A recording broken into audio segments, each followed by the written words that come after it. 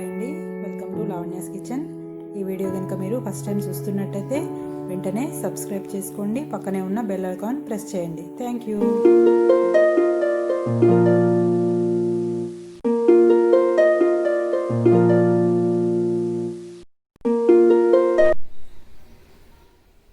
Hi అండి, ఈరోజు మనం లావణ్యాస్ కిచెన్లో కొబ్బరి ముట్టీలు ఎలా తయారు చేయాలో చూద్దాము.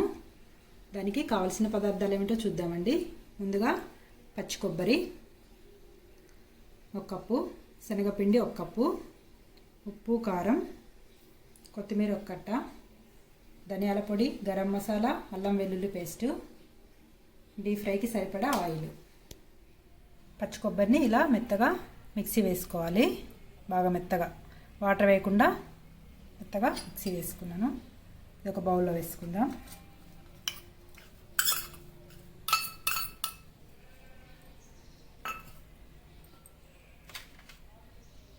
ఇందులో టేస్ట్కి సరిపడా ఉప్పు, కారం కొంచెం ఎక్కువగానే వేసుకోవాలి. ఇది పచ్చి కొబ్బరి, శనగపిండి ఉంటుంది కదా, కొంచెం స్పైసీగా ఉంటేనే బాగుంటుంది. మీ టేస్ట్కి తగ్గట్టుగా మీరు వేసుకోండి. అల్లం వెల్లుల్లి పేస్టు, ధనియాల పొడి, గరం మసాలా ఇవన్నీ వేసేస్తున్నాను.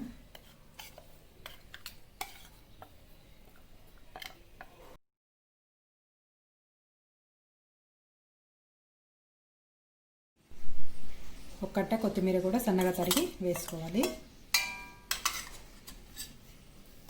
బాగా మిక్స్ చేసుకుందాం.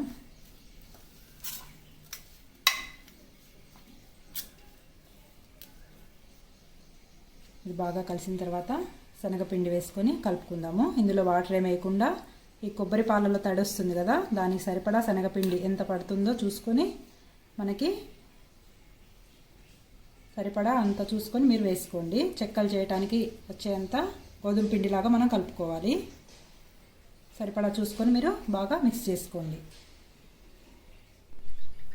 ఇదిగోండి, మనకి ఇలా కలుపుకోవాలి. పిండి గట్టిగా ఉండాలి. ఇలా అప్పాలు చేసుకోవడానికి కంఫర్ట్గా ఉండేటట్టుగా మీరు కలుపుకోండి. కొంచెం శనగపిండి యాడ్ చేసుకోవచ్చు, కొంచెం తడి ఎక్కువ ఉంటే. కొంచెం స్పైసీగా చేసుకుంటే చాలా బాగుంటుందండి. ఇప్పుడు డీప్ ఫ్రైకి సరిపడా ఆయిల్ వేసుకుందాం.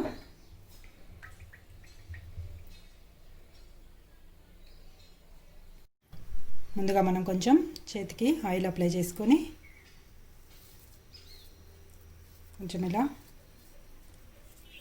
పిండి తీసుకొని రౌండ్గా బాల్స్ లాగా చేసుకోవాలి.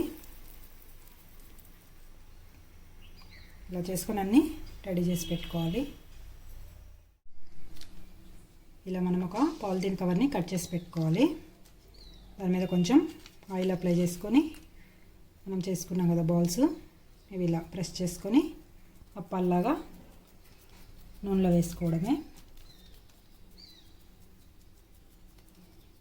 ఇలా మరీ పలచగా కాకుండా మందంగా కాకుండా మీడియంగా వేసుకోండి. ఇలా చక్కగా వచ్చేస్తాయి, ఈజీగా వస్తాయి. నూనెలో వేసేసుకుందాం. ఇలా అన్నీ వేసుకొని సిమ్లో పెట్టుకొని లోపల నుంచి ప్రాపర్గా ఉడికేటట్టు వేయించుకోవాలండి.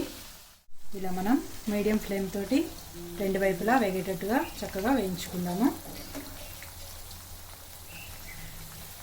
ఇవి చాలా టేస్టీగా ఉంటాయండి. దీంట్లోకి ఏమీ కాంబినేషన్ అవసరం లేదు, ఒట్టిగా తినేయచ్చు.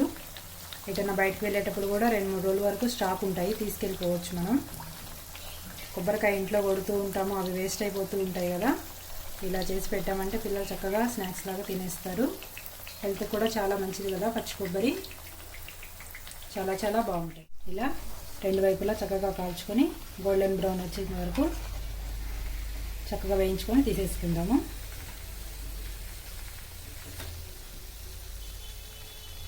సిమ్లో పెట్టుకుంటే చక్కగా వేగుతాయండి లోపల నుంచి ప్రాపర్గా.